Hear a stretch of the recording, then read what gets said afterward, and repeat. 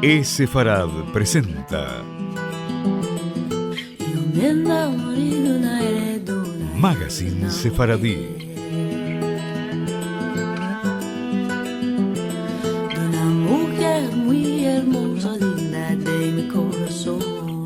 Una producción de Radio High y Radio Sefarad.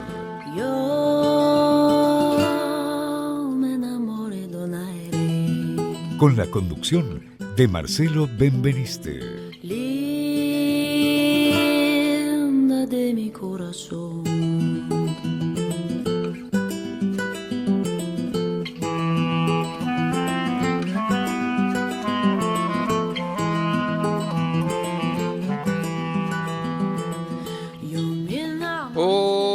Hola amigos, bienvenidos a esta nueva emisión de Sefarad Magazine Sefaradí, la emisión número 418.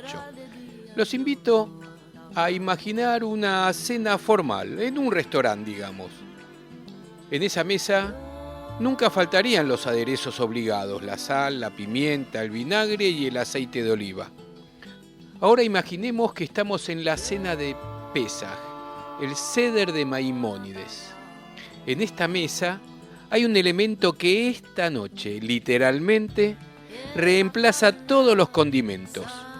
El jaroset, el aderezo exclusivo que debe acompañar a todas las comidas simbólicas que consumimos la noche del Seder. Esta es la propuesta que nos trae el rabino Yosef Bitton, anticipándonos al Pesaj que ya está muy pronto a comenzar. Un verdadero homenaje a mis abuelas Rebeca y Leonor, que siempre discutían sobre los elementos a incluir en el jaroset.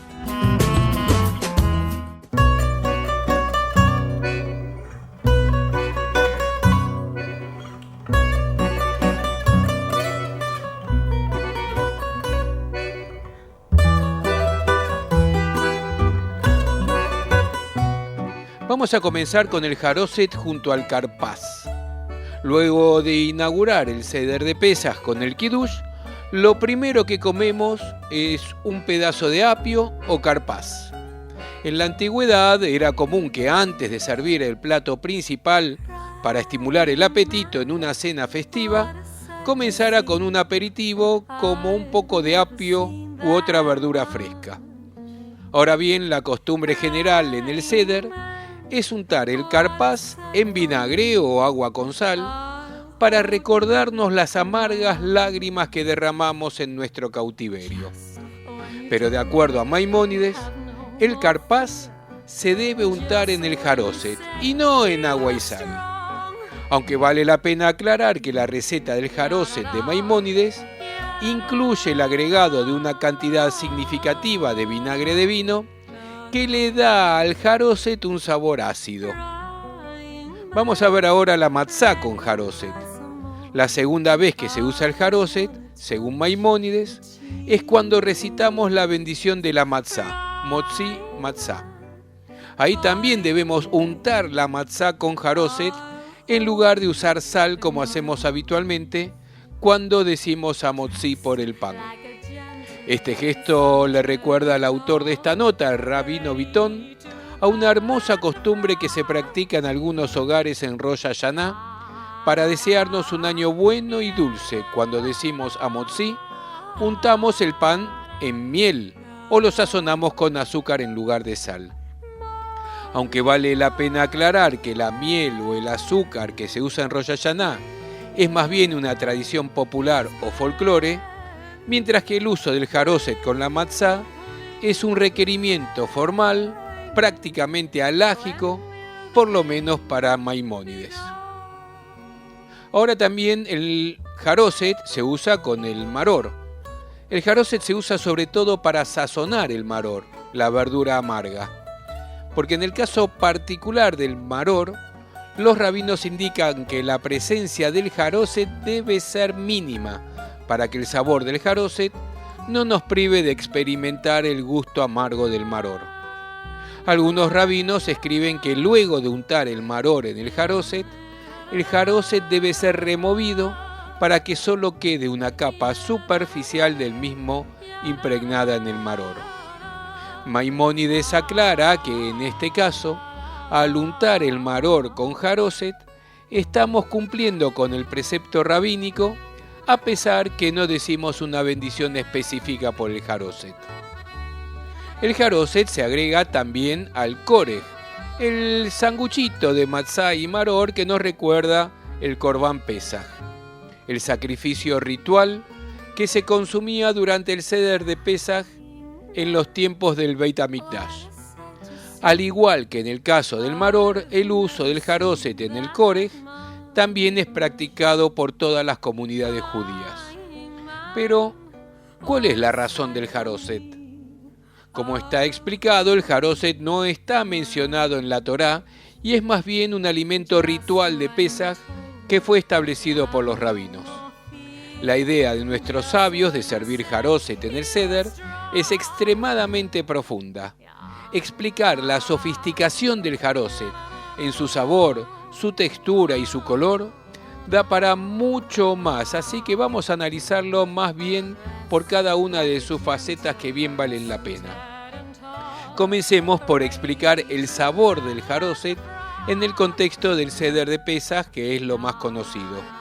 De acuerdo a Maimónides, el jaroset se elabora básicamente con frutos secos y vinagre de vino.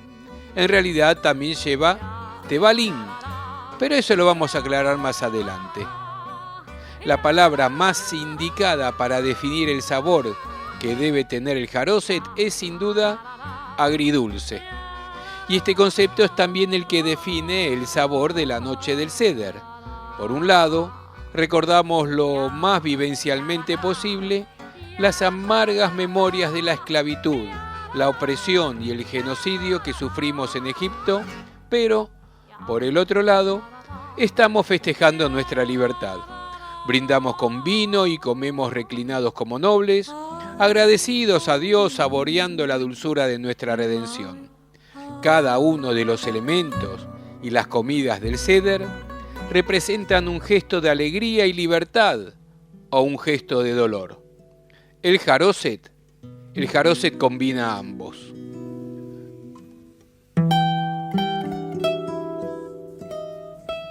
Veamos ahora los efectos visuales del jaroset, que también los tiene. Para entender el sentido original del jaroset y su profundo valor educativo, hay que olvidarse por unos momentos de la receta de nuestro propio jaroset y concentrarnos en los 3 ingredientes básicos indicados por los sabios. Cuando Maimónides menciona el jaroset, dice que se prepara una pasta con higos, dátiles y uvas secas o frutos similares. A estas frutas blandas, o bien ablandadas con la cocción, se las pisa y luego se la mezcla con vinagre. Y a esta pasta se le agrega luego los tebalín, o sea, las hierbas. Ahora que sabemos cuáles son los 3 ingredientes del jaroset, frutas pisadas, vinagre y hierbas, trataremos de comprender la razón de cada uno de ellos. Y vamos a comenzar con lo que tiene que ver con la textura del barro. Maimónides dice que el jaroset nos recuerda al barro con el cual, o más bien en el cual, como veremos más adelante, nuestros padres trabajaban día y noche en la dura esclavitud de Egipto.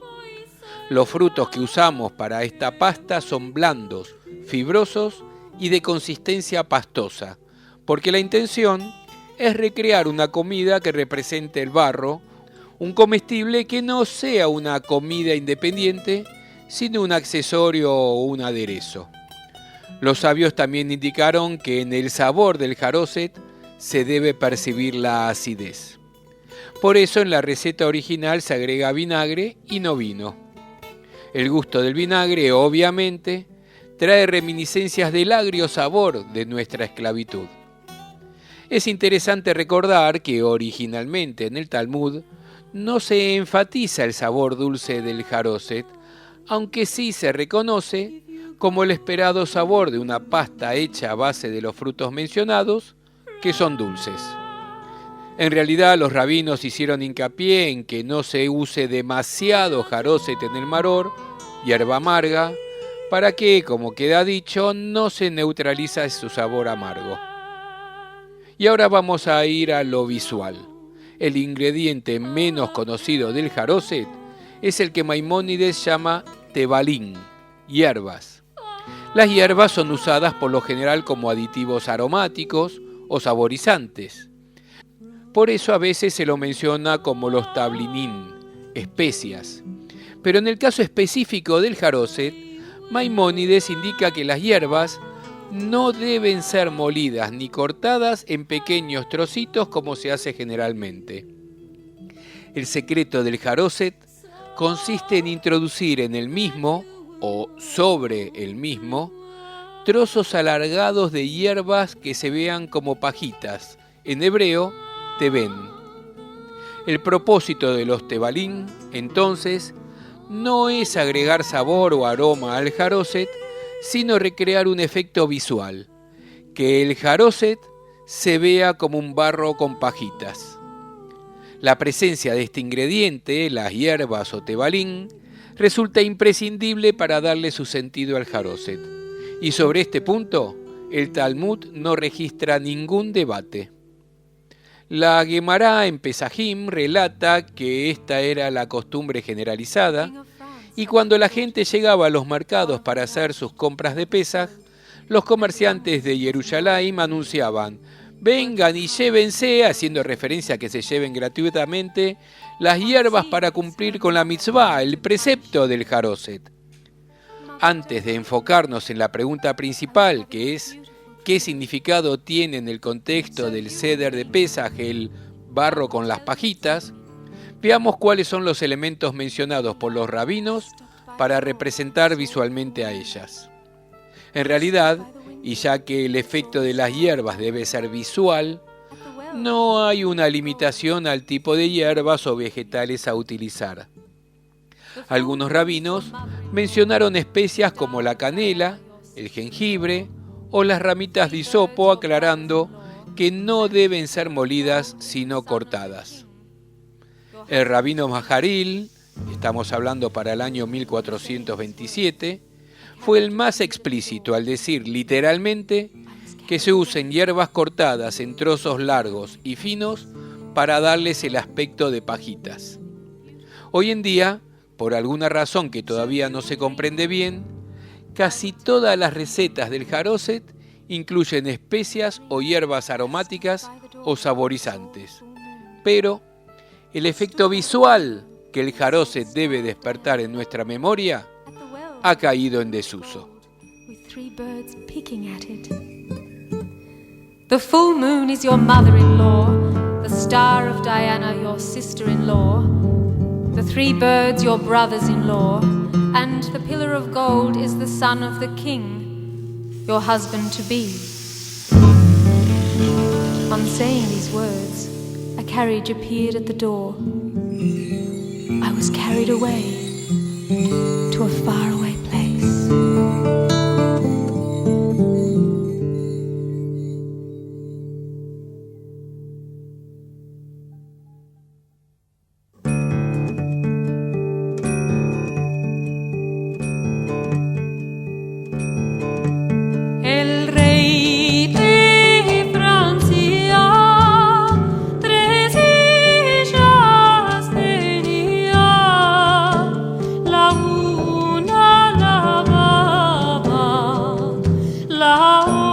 Siguiendo con el tema del jaroset, es muy, simpática y emblemática la definición que hace Wikipedia del jaroset. Dice: alimento preparado de sabor dulce, de color oscuro, aspecto pastoso, que forma parte del plato del Seder y que se sirve durante el Seder de Pesaj.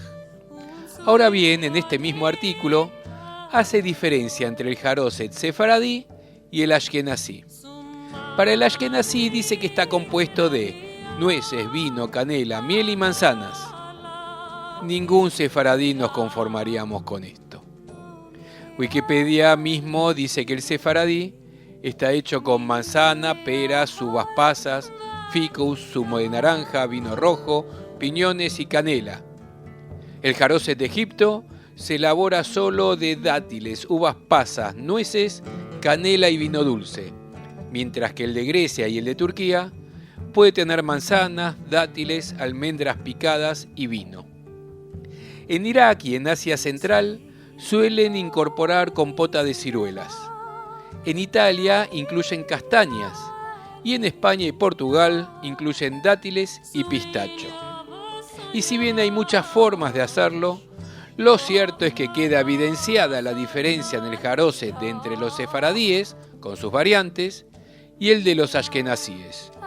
Lo que para nosotros los sefaradíes es una delicia única, para otros, los ashkenazíes, es apenas un condimento que solo está porque es obligatorio.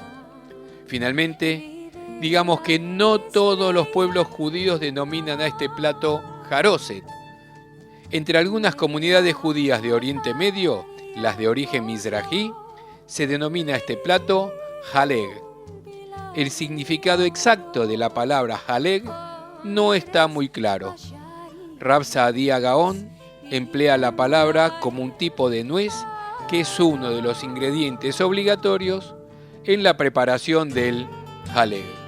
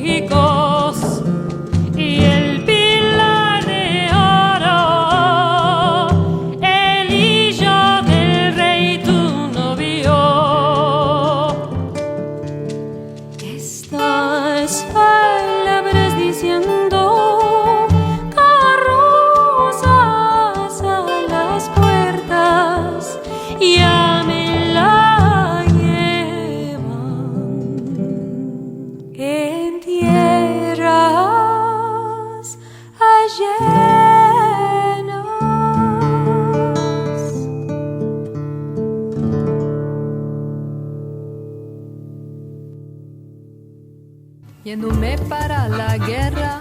Nuestras vías de comunicación son múltiples. Por mail a magazine@esefarad.com, en nuestro sitio de internet www.esefarad.com, y nos encontrarán muy fácilmente en Facebook y en Twitter buscando por Esefarad.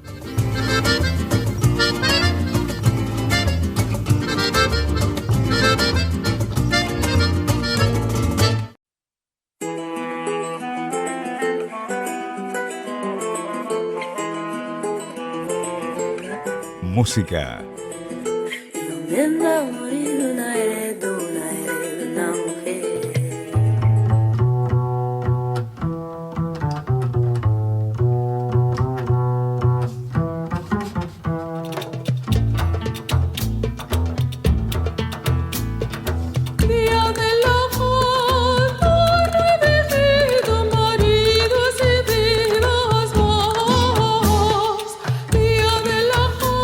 Nos vamos como siempre escuchando muy buena música sefaradí, pero esta vez antes de pasar al tema de cierre, vamos a escuchar dos temas en realidad, porque les cuento que hemos recibido un par de presentaciones de nuevos lanzamientos, así que les propongo escuchar un poco de cada uno de ellos.